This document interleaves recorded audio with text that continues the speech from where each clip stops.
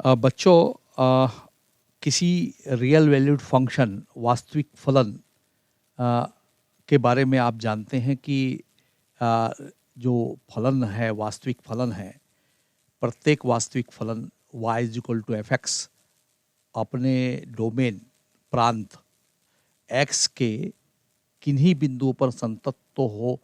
सकता है, लेकिन ये आवश्यक नहीं कि वह उन बिंदुओं पर अवकलनीय हो।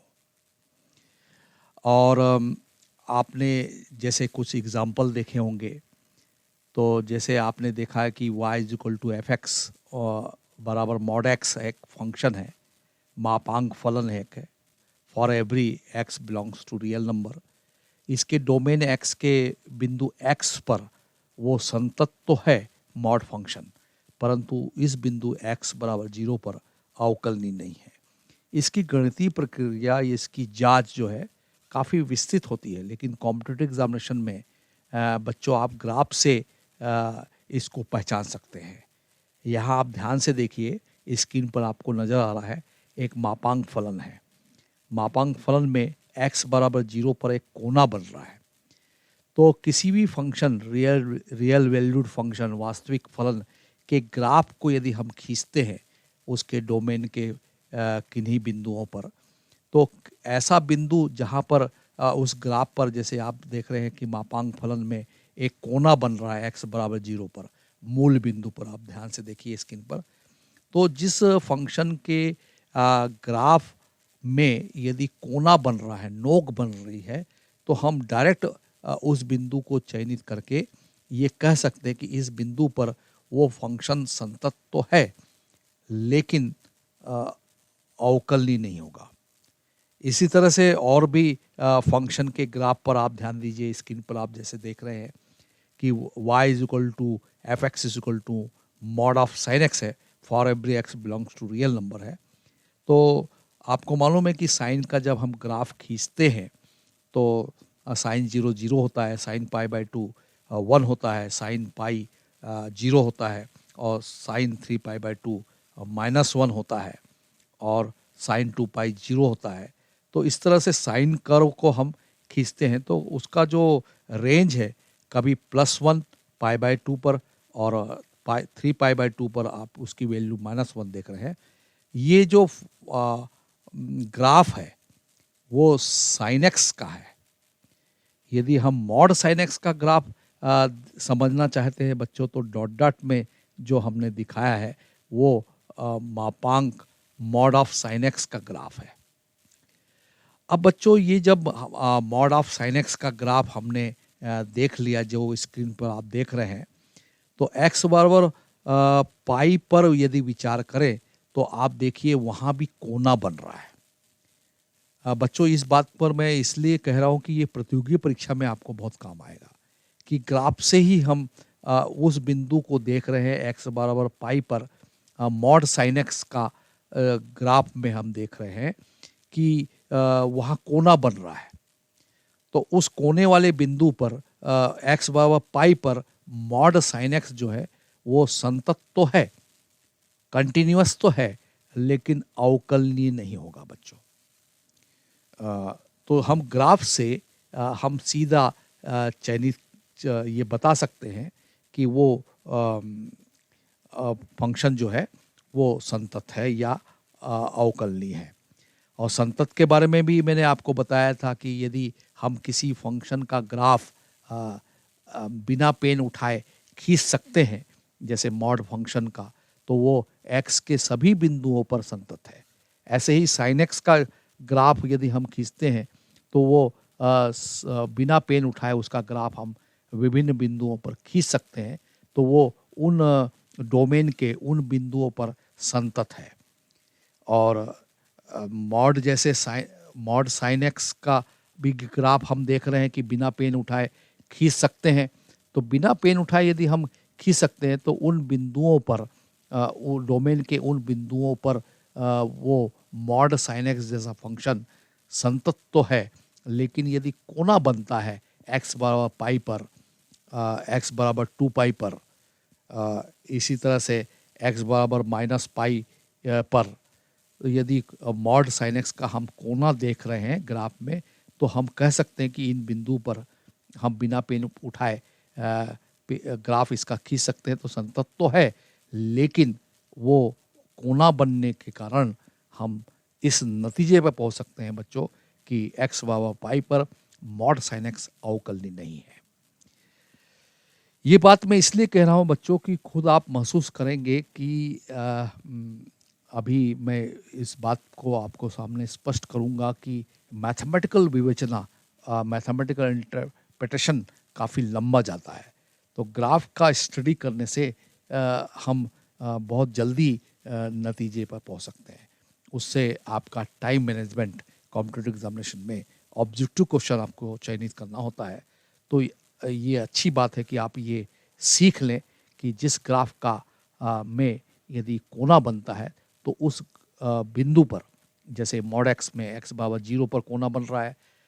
मॉड साइन एक्स में एक्स बराबर पाई पर कोना बन रहा है, 2 पाई पर कोना बन रहा है, माइनस पाई पर कोना बन रहा है, तो इन बिंदुओं पर फंक्शन संतत तो है लेकिन अवकलनीय नहीं है।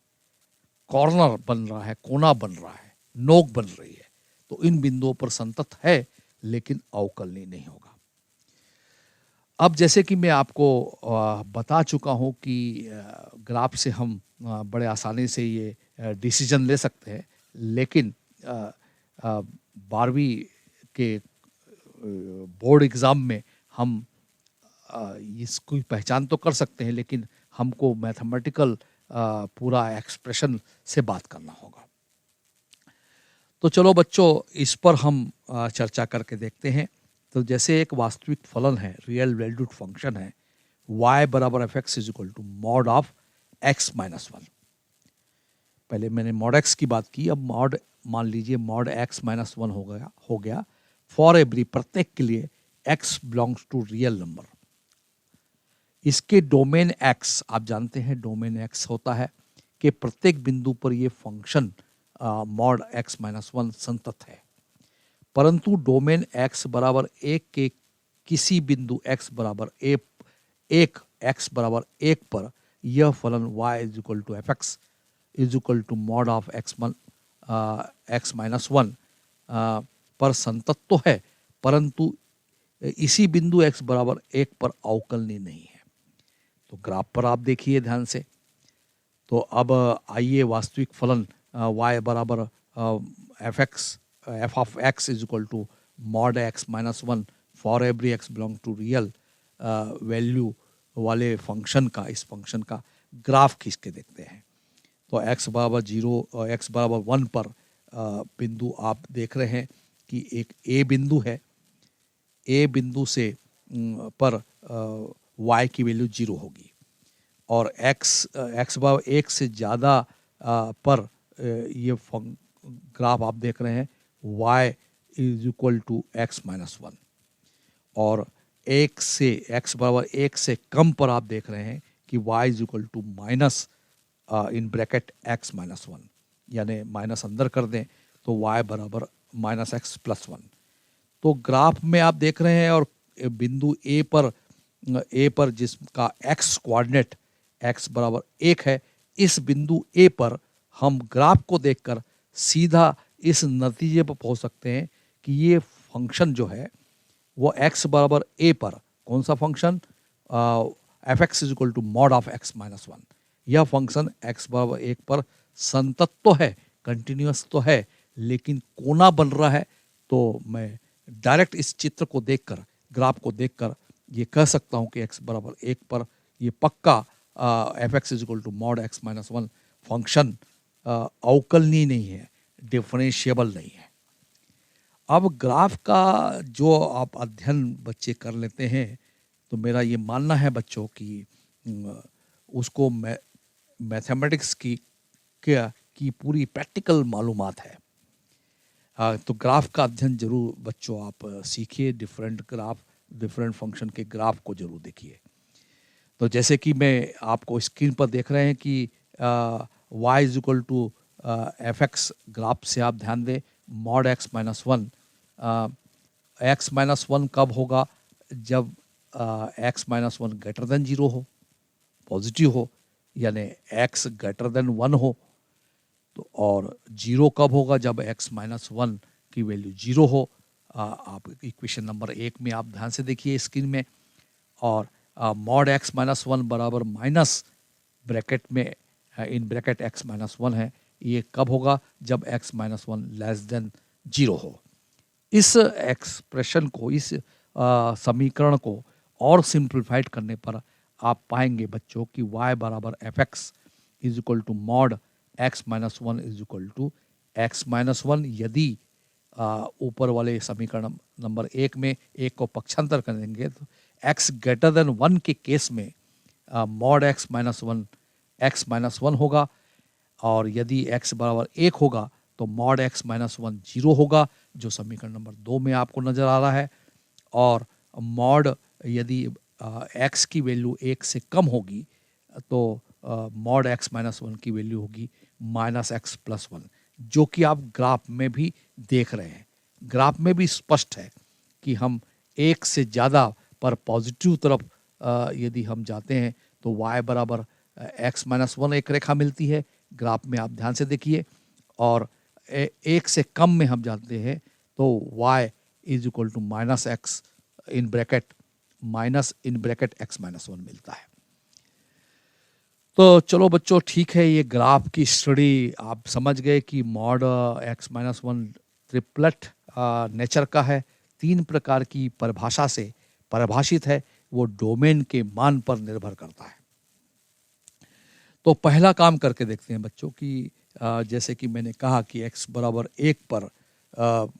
ये जो mod x minus one function है वो संतत है, इसकी जांच करके देखते हैं। तो आपको पहले मैं बता चुका हूं कि किसी भी फंक्शन की हम लेफ्ट हैंड लिमिट निकालेंगे उस बिंदु x बराबर 1 पर, और राइट हैंड लिमिट निकालेंगे और फंक्शन की वैल्यू उस बिंदु पर निकालेंगे। यदि वो तीनों बराबर मिलती है तो हम इस नतीजे पे पहुंचेंगे बच्चों कि वह function mod x minus one x बराबर 1 पर संतत है। तो पहला एक्सप्रेशन पर ध्यान दें बच्चों कि अब function mod of x minus one के डोमेन x के बिंदु x बराबर 1 पर LHL लेफ्ट हैंड लिमिट, बाई ओर की limit x tending to 1 minus f of x। अब आप समीकरण नंबर 2 में देखें, स्पष्ट है, मैंने उसको सिंप्लीफाइड करके बताया है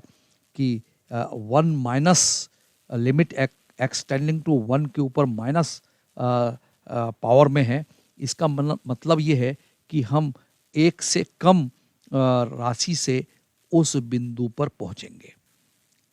1 से कम से हम उस बिंदु पर पहुंचेंगे। तो 1 से कम पर फंक्शन की डेफिनेशन समीकरण नंबर 2 में स्पष्ट है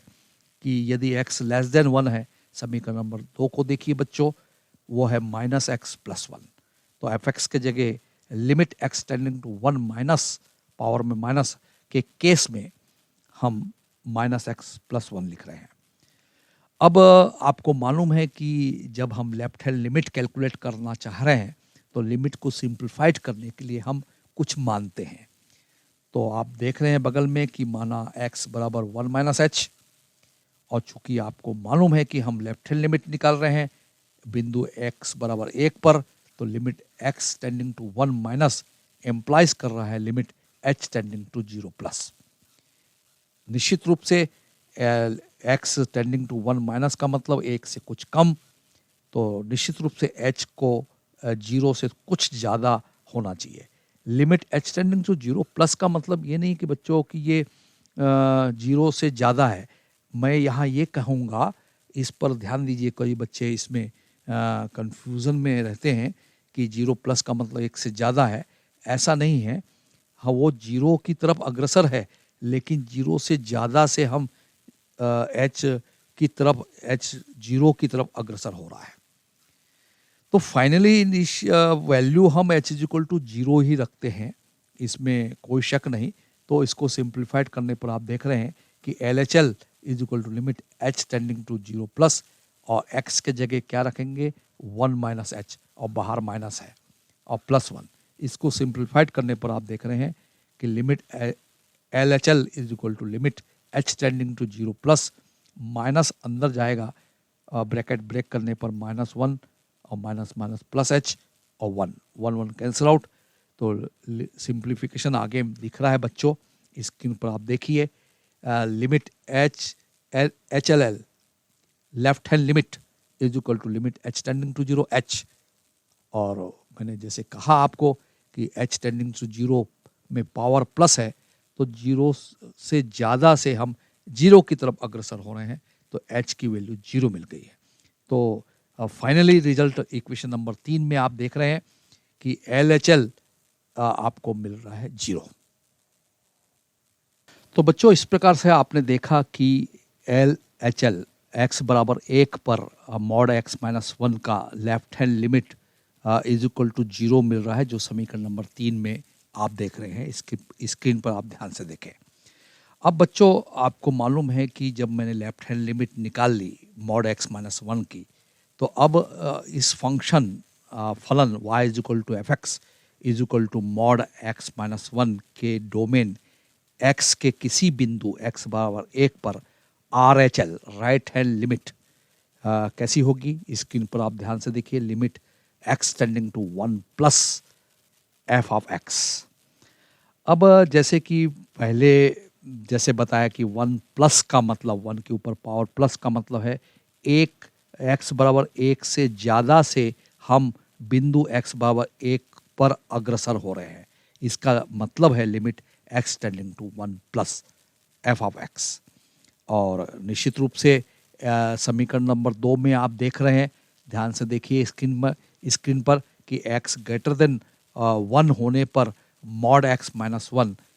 x माइनस 1 है। तो एफ एक्स के जगह हमें R H L is equal to limit x tending to 1 plus f x के जगह मैं x माइनस 1 रख रहा हूँ, जो समीकरण नंबर 2 में स्पष्ट है कि x ग्रेटर देन 1 होने पर f of x is equal to x minus 1 है। अब बच्चों की जैसे कि फिर वही बात जैसे लेफ्ट हैंड लिमिट में किए थे कि लिमिट को सिंप्लीफाइड सरल करने के लिए हम ऐसा करते हैं। तो आप देख रहे हैं स्क्रीन पर बच्चों की माना x बराबर 1 प्लस एच। 1 प्लस एच इसलिए माना जाता है बच्चों क्योंकि limit x tending to 1 plus है, एक से ज़्यादा है। यहाँ मान के चलेंगे कि x टेंडिंग टू 1 प्लस का मतलब एक से ज़्यादा से हम एक की तरफ अग्रसर हो रहे हैं, तो h की वैल्यू निश्चित रूप से जीरो से ज़्यादा होगी। और हम एच की में जीरो की तरफ ही अग्रसर हो रहे हैं, लेकिन जीरो से ज़्यादा से जीरो की तरफ अग्रसर हो रहे हैं, इसलिए इसको limit h tending to zero plus लिखते हैं। तो बच्चों जैसे कि साइड में आप स्क्रीन पे देख रहे हैं x बराबर 1 प्लस एच है, तो x के जगह पर हम क्या रखेंगे 1 प्लस एच और माइनस 1 तो है ही है, और उसको सिंप्लीफाइड करने पर 1 1 कैंसिल आउट। तो R H L right hand limit h tending to zero plus h दिख रहा है। तो फाइनली राइट हैंड लिमिट इसके दाई ओर की जो लिमिट है, सीमा है x बराबर 1 पर function f x is equal to mod x minus 1 का, वो जीरो मिल रही है, जो समीकरण नंबर 4 में है। अब तीसरा काम बच्चों करना होगा अपने को निश्चित रूप से कि x बराबर 1 पर function y is equal to f x is equal to mod x minus 1 के डोमेन x के बिंदु x बराबर 1 पर मान निकालना पड़ेगा, यानी x बराबर 1 हम इसमें रखेंगे। तो समीकरण नंबर 2 में देखिए कि mod x minus 1 is equal to zero है जब x बराबर 1 है। समीकरण नंबर 2 स्क्रीन पर दिखाई दे रहा है बच्चों, आप ध्यान से देखिए। x बराबर 1 पर मॉड x माइनस 1 का मान जीरो है, तो इसका मतलब x बराबर 1 रखा गया है, जिसको हम बोलते हैं f of 1 is equal to mod x minus 1 minus 1, और 1 माइनस 1 जीरो ही होगा, मॉड जीरो की वैल्यू जीरो होगी, यानी कुल मिला के हमें f of 1 is equal to zero मिलेगा, जो समीकरण नंबर 5 में आपको स्क्रीन पर दिखाई दे रहा है। तो बच्चों समीकरण नंबर 3, 4, 5 और को हम ध्यान से देखें, स्क्रीन पे आप देखिए समीकरण नंबर 3 को, 4 को और 5 को। तो समीकरण नंबर 3 में x बराबर 1 पर फलन y is equal to f x is equal to mod x की लेफ्ट हैंड लिमिट, और समीकरण नंबर 4 में फंक्शन, इसी फंक्शन की एक मॉड ऑफ x माइनस 1 की राइट हैंड लिमिट, और समीकरण नंबर 5 में फलन का मान f ऑफ 1, तीनों मान 0 है, तीनों मान समान है, भले ही वैल्यू इसकी 0 है लेकिन समान है। तो अतः हम इस नतीजे पर पहुंचते हैं बच्चों कि y is equal to f x is equal to mod x minus 1 के डोमेन x के किसी बिंदु, जो चयनित बिंदु है x बराबर 1 पर फलन संतत है, कंटिन्यूअस है। अब जैसे कि मैंने कहा कि ग्राफ में आप देखिए ध्यान से कि ये जो मॉड x माइनस 1 है, इसके ग्राफ को यदि हम खींचते हैं तो बिना पेन उठाए खींच सकते हैं, भले ही हमने जांच जरूर की है x बराबर 1 पर। तो इस function y is equal to f x is equal to mod x minus 1 जो एक रियल वैल्यूड फंक्शन है, उसके ग्राफ को हम बिना पेन उठाए खींच सकते हैं। तो x के प्रत्येक बिंदु पर ये फंक्शन संतत है, भले ही हमने आपको मैथमेटिकल एक्सप्रेशन से समझाया, और बहुत साधारण रूप से यदि हम बात करें, जिस मैथमेटिशियन ने इस बात को सोचा होगा वो बहुत महत्वपूर्ण है बच्चों, कि बिना पेन उठाए हम इस फंक्शन का ग्राफ हम खींच सकते हैं। और जांच करने के लिए मैंने x बराबर 1 पर left hand limit, right hand limit और f ऑफ 1 की वैल्यू 0 समान साबित करके ये निष्कर्ष पर मैं आपको पहुंचा के दिखाया, मैथमेटिकल एक्सप्रेशन भी आपको दिखाया कि ये जो फंक्शन है f x is equal to mod x minus 1 x बराबर 1 पर संतत है। तो बच्चों इसी वास्तविक फंक्शन, वास्तविक फलन, real valued function y is equal to f of x is equal to mod of x minus 1 का आप ग्राफ देख रहे हैं, और उस ग्राफ में स्पष्ट रूप से देख रहे हैं कि वो फंक्शन जो है वो x बराबर 1 पर संतत है, क्योंकि हम बिना पेन उठाए उसका ग्राफ स्केच कर सकते हैं। लेकिन ग्राफ को आप ध्यान से देखेंगे कि mod f x is equal to mod x minus 1 के ग्राफ में x बराबर 1 पर एक कोना बन रहा है। तो कोने ए बिंदु पर कोना बन रहा है, तो हम इस नतीजे पर ग्राफ को देखकर हम सीधे कह सकते हैं कि ये जो फंक्शन है f x is equal to mod x minus 1 बिंदु x बराबर 1 पर अवकलनीय नहीं है, नॉट डिफरेंशिएबल है x बराबर 1 पर, केवल कोना देखकर। लेकिन एग्जामिनेशन में हमें मैथमेटिकल एक्सप्रेशन से चर्चा करनी होगी। तो बच्चों आप देखिए, इसमें हम इस जानते हैं कि कोई फंक्शन किसी बिंदु पर अवकलनीय है तो उसका राइट हैंड डेरिवेटिव उस बिंदु पर और left hand derivative, differential coefficient उस बिंदु पर दोनों बराबर होना चाहिए। तो पहला काम करके देखते हैं बच्चों कि वास्तविक फलन जो है real valued function y is equal to f of x is equal to mod x minus 1 के डोमेन x के बिंदु x बराबर 1 पर RHD, राइट हैंड डेरिवेटिव, इसको कोड में लिखते हैं बराबर r f dash in bracket 1। इसका मतलब है कि right hand differential coefficient at the point x is equal to 1 is equal to differential coefficient की जो डेफिनेशन है, परिभाषा है, limit x tending to 1 plus f of x minus f of 1 upon x minus 1। तो पुराना जैसा limit x tending to 1 के ऊपर पावर में प्लस लिखा है, इसका मतलब एक से ज़्यादा से हम एक की तरफ अग्रसर हो रहे हैं। तो निश्चित रूप से बच्चों इस right hand derivative equal to आप स्क्रीन पर देख रहे हैं r f dash of 1 is equal to limit x tending to 1 plus के केस में x ग्रेटर देन 1 दिख रहा है, और x ग्रेटर देन 1 समीकरण नंबर 2 पर आप ध्यान दीजिए कि x 1 से ज़्यादा होने पर fx के जगह हम x माइनस 1 रखेंगे, और f ऑफ 1 x बराबर 1 पर f ऑफ 1 फलन का मान मॉड x माइनस 1 का मान समीकरण नंबर 2 में देखिए 0 है और अपॉन नीचे x माइनस 1 है।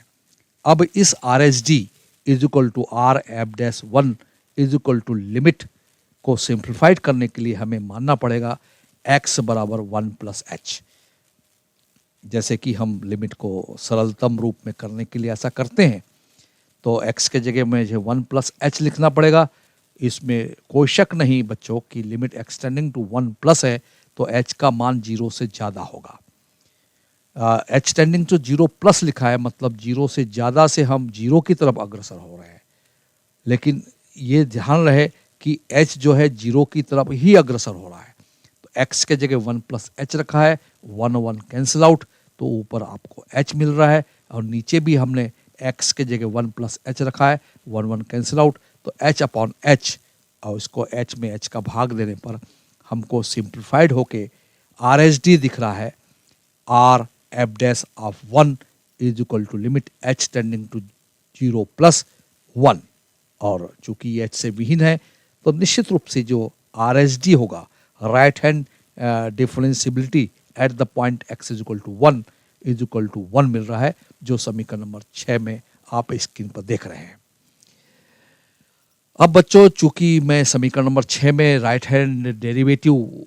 आर एफ डैश ऑफ 1 निकाल लिया हूँ, जो समीकरण नंबर 6 में है आप देख रहे हैं, और वो 1 है, तो इसी वास्तविक फंक्शन का, इस रियल वैल्यूड फंक्शन का y is equal to f x is equal to mod of x minus 1 के डोमेन के बिंदु x बराबर 1 पर एल एच डी निकालूंगा। एल एच डी मतलब लेफ्ट हैंड डेरिवेटिव, जिसका कोड है इक्वल टू, आप देख रहे हैं स्क्रीन पर, L F dash of 1 limit x tending to 1 minus, ऊपर माइनस पावर लिखा है,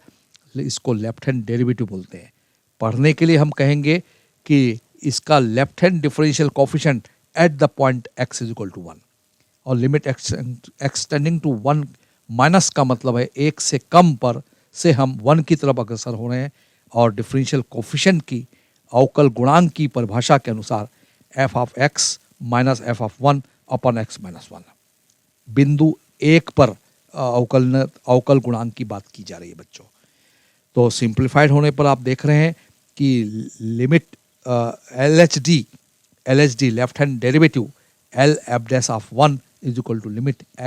एक्स टेंडिंग टू 1 के ऊपर माइनस। तो निश्चित रूप से समीकरण नंबर 2 में से आप देखें कि x की वैल्यू 1 से कम होने पर मॉड x माइनस 1 का मान है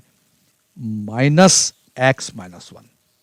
माइनस बाहर है इन ब्रैकेट x माइनस 1, और f ऑफ 1 भी समीकरण नंबर 1 में देखिए आप कि मॉड x माइनस 1 का मान 0 है और नीचे x माइनस 1 है। तो सिंप्लीफाइड होके बच्चों आप देख रहे हैं आगे कि L H D L of F dash of 1 is equal to limit x tending to minus, और माइनस बाहर अंदर करेंगे, ब्रैकेट तोड़ेंगे तो minus x plus 1 upon x minus 1। और जैसे कि अपन लिमिट को सिंप्लीफाइड करते हैं तो x को मुझे लिमिट एक्सटेंडिंग टू 1 माइनस के कारण x बराबर 1 माइनस एच मानना चाहिए, और चूंकि लिमिट एक्सटेंडिंग टू 1 माइनस है तो 1 से कम है x का मान, तो h का मान 0 से कुछ ज़्यादा होना चाहिए। तो x के जगह हम 1 माइनस एच रख रहे हैं, तो माइनस बाहर है और 1 माइनस एच रखा बच्चों, और इसको सिंप्लीफाइड करने पर आप देख रहे हैं कि माइनस 1 1 कैंसिल हो गया है। तो L H D is equal to L F dash of 1 is equal to limit h tending to plus minus 1 plus h plus 1 upon minus h, minus 1 1 cancel out. तो L H D left hand derivative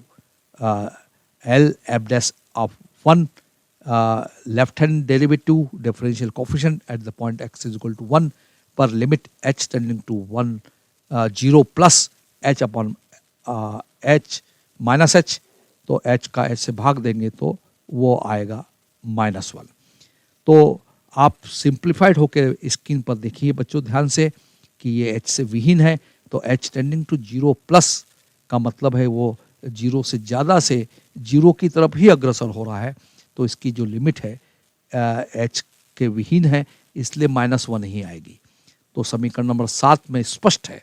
कि LHD is equal to L F dash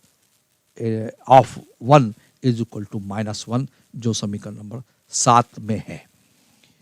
तो बच्चों समीकरण number 6 में आप देखिए कि RSD R F dash of 1